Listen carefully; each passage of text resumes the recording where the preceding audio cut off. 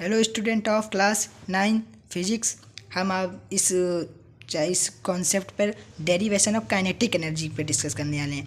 बहुत से लोगों पर काइनेटिक एनर्जी का डेरिवेशन फार्मूला तो याद कर लेते हैं half m u square, but वो कहाँ से आया कैसे आया उसका पता नहीं होता है। तो हम इस वीडियो में उसी के विषय में जांच करने जा रहे हैं, कैसे आता है डेराइव्ड करने जा रहे हैं। ठीक, ये एक हमारा क्लास 9th में है चैप्टर वर्क एंड एनर्जी। उसी में हमारा एनर्जी के 2 टाइप्स होते हैं, kinetic energy and potential energy. तो इसमें केवल हम काइनेटिक एनर्जी का डेरिवेशन सीखने जा रहे हैं। वीडियो को शुरू करने से पहले आप लोग से अनुरोध है, रिक्वेस्ट है, please subscribe the channel and like. If you have any problem at the end of this video you can ask the question in this channel, okay, in the comment section. Okay, we start. भाई, book में बहुत ही lengthy लिखा होता है language में, हम आपको बहुत ही इजी लैंग्वेज में प्रोवाइड करेंगे derivative.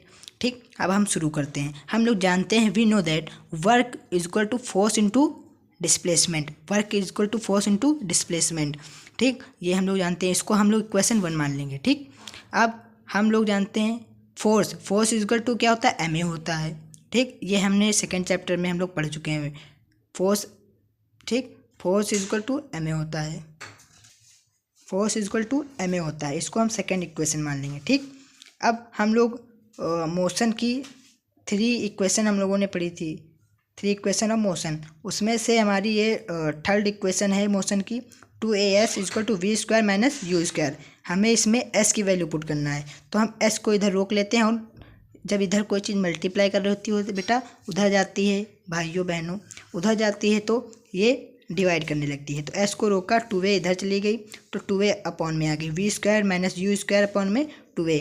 We square final velocity है, यू स्क्वायर इनिशियल वेलोसिटी है, और a एक्सलेशन है, s डिस्प्लेसमेंट है।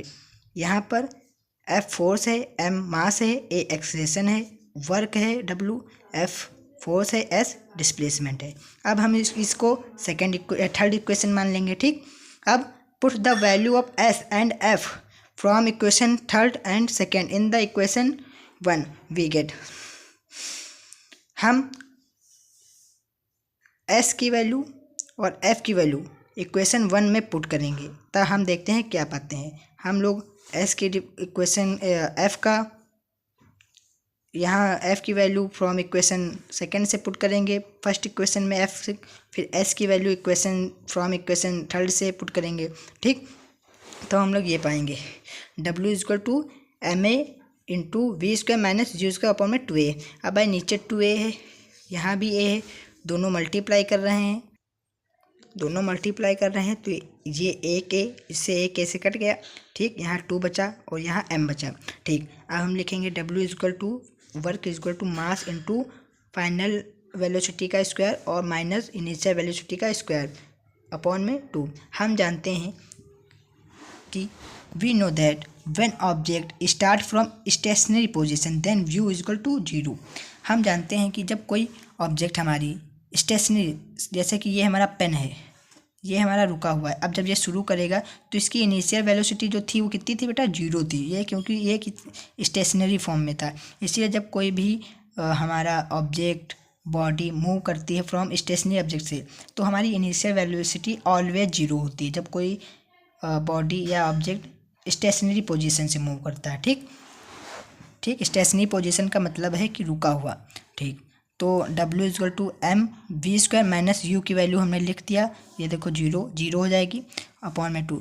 तो 0 का मतलब माइनस करेंगे वी स्क्वायर में 0, तो 0 वी स्क्वायर आ जाएगा। m को v से स्क्वायर से मल्टीप्लाई करेंगे, एम वी स्क्वायर अपॉन में 2 आ गया, वर्क इज इक्वल टू। ठीक, हम इसको ये लिख सकते हैं 1/2 इधर लिख दें मल्टीप्लाई में, एम यू स्क्वायर एक पास, तो we can write it W is equal to half m u square. ठीक, ये आ गया। अब यहाँ पे W है भैया, आप लोगों के मन में क्वेश्चन आया होगा सर यहाँ पे W है, आपने तो काइनेटिक एनर्जी का फॉर्मूला, तो वही हम आगे डिस्कस करने जा रहे हैं। The work had done by moving body is equal to its kinetic energy, this is called work energy theorem. So kinetic energy is equal to half m u square, hence derived. देखो बच्चों, इसमें बताया गया है कि कोई भी काम मूविंग बॉडी से किया जाता है। जैसे कि ये पेन है, ये चल रहा है, ये वर्क किया जा रहा है ऐसे ऐसे ऐसे ऐसे। ठीक। तो ये मूविंग बॉडी है, तो जितना इसकी मूविंग बॉडी वर्क कर रही है उतना ही इसकी काइनेटिक एनर्जी होगी। जितना ये मूव कर रहा है, जितनी स्पीड से जितना वर्क कर रहा है, उतनी ही इसकी काइनेटिक एनर्जी भी होगी। और इसी को हम लोग कहते हैं क्या, वर्क एनर्जी थ्योरम। अगर कोई आपसे पूछ रहा है what is work energy theorem, तो आप ये डिफिनीसन लिख सकते हैं। ये अप्रोप्रिएट है, बिल्कुल गुड है। ठीक, तो ये हमारी इक्वेशन प्रूव हो गई है। यदि आपको कोई भी दिक्कत है, आप कमेंट में पूछ सकते हैं।